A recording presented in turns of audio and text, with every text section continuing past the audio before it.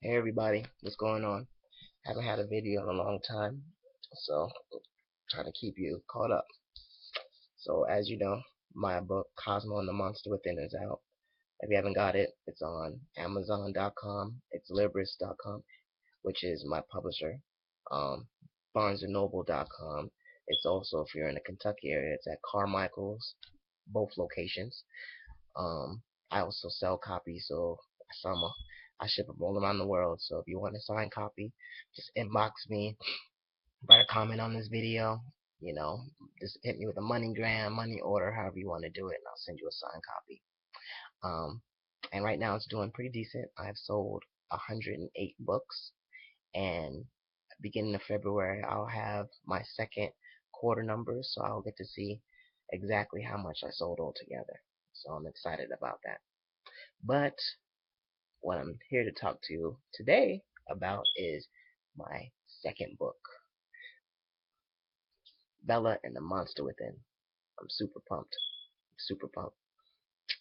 Um, I didn't know originally if I was gonna write another book, but and then I didn't know if I was gonna do another Cosmo the Monster Within because you know I gotta live a little bit, but you know the writing gene in me, it just popped in my head, and then you know I don't know, this it just popped in my head, and then from there I had the idea. So I'm writing a two-part series, maybe three-part. I might could squeeze three parts, but we'll see. And then I'm working on another book after that, and then Cosmo and the Monster Within too. So I got a whole bunch of books lined up. Um, well, let me talk to you a little bit about Bella and the Monster Within. Bella and the Monster Within is about a Southern girl named Bella. Wink, wink. Um, she's from the South. Her whole family. She's really into the arts. And she ends up. She has sickle cell. Her mother is white and her father is black, which is a little bit rare to have the trait when you're white, but it happens. And unfortunately for Bella, she ends up getting the disease because both of her parents have the trait. She ends up moving to New York at a young age to follow her dreams and pursue her career. In doing so, when she goes to college, eventually, you know, she meets up with this young gentleman named Cameron. Her best friend, who also was from New Jersey when she moved there, is her name is Asia, and all three of them went to college, went to NYU. All of them pursuing similar aspects. Cameron, who will later on be Bella's love interest, is loves the arts. His parents also biracial. His parents also mixed, which he's biracial. Um, he doesn't have he doesn't have any sickle cell or anything like that. But he also moved from Jamaica. His mom is from Jamaica. His dad is from Canada. So he also moved pretty far to the States, to New York, to follow his dreams. So pretty much Cameron and Bella end up hitting it off. Um, they both try to follow their dreams. Things don't necessarily pan out the way they want to. Bella ends up having to go through a more difficult time because she has sickle cell, and sickle cell makes everything 10 times harder. Cameron's starting to pursue his dreams and finally get there. And in the beginning, when they first graduated, things were really amazing. They end up getting married, trying to have kids, but as time went along, more and more issues happened. The love started to fade a little bit. They couldn't have any kid. They were trying and trying, and for some reason, they could not have a kid. For some reason, and that started to take a toll on the relationship. The constant stress of trying to have a baby, um, the constant stress of her sickle cell being a constant burden and pain, and she feeling like she's a burden to Cameron. Um, the love starting to dwindle a little bit, and and just in general, her career paths, she just wasn't getting following her dreams as though how she wanted to. So she ends up getting real sick one time and almost dying.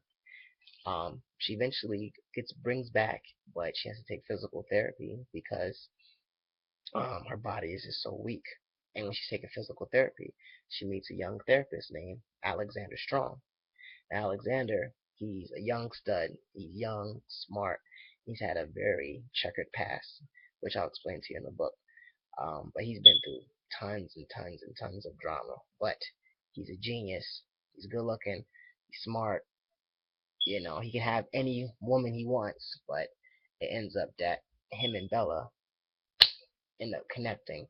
And it might as well happen because her and Cameron, her husband start to, with all those issues, but her and Alexander start to hit off. And then from there, it turns into a web of downhill frustration, from her falling more and more in love with Alexander and falling less and less out of love with Cameron, to them not having babies, to you know her wanting to have babies with Alexander and just pretty much give up everything on Cameron, but loving him because he's been through for everything, and then the constant balance of, what should I do? Should I stay with Cameron? Oh, I'm a horrible person because I'm doing this to Cameron, but I love Alexander. But Alexander's so young, I shouldn't be doing this. And so she's gonna have a constant turmoil, which, if nobody knows, stress and sickle cell is not a good mixture. So that in turns causes more problems with her sickle cell and causes Cameron to be more frustrated because his wife is getting more and more sick, and they're also going through a lot of issues, so he doesn't know what's going on. So it gets to a point where, you know, things happen, and Cameron, Bella, and Alexander are all faced with life decisions on what to do. And they could be from anything. Should I stay with this person? Should I leave this other person? Should I keep the baby? Should I not keep the baby? Should I divorce this person? Should I follow my dreams? Should I let them be? It's a whole circle of things that all three of these main characters will have to decide. And when they make these choices, it will change their lives forever.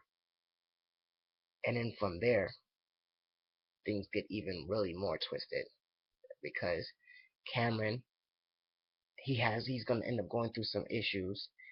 Alexander, he's gonna find out he has a long lost sister, and that's gonna play a part into some of the decisions he wants to do and some of the things that help change his mind or help him think about what he needs to do in life. And then to even Cameron maybe possibly finding out what his wife has been doing this whole time, but at that point, something horrific happening, which changes the game even more. So it's gonna be a lot of twists and turns. Um, the whole basis is gonna be, you know, following your dreams and letting things that shouldn't hold you back hold you back.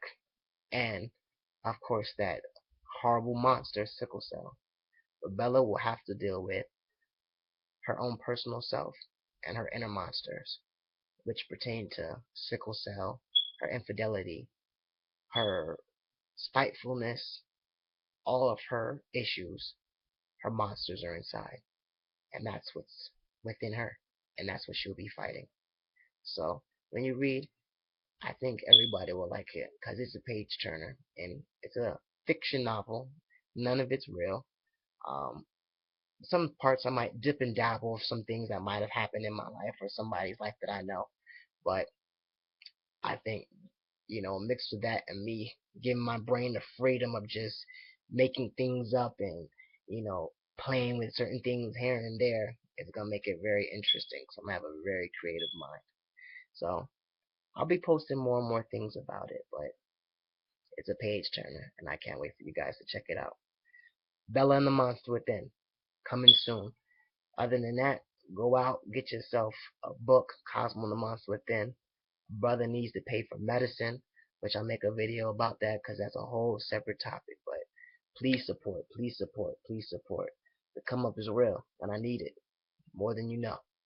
Alright, thank you guys. Peace.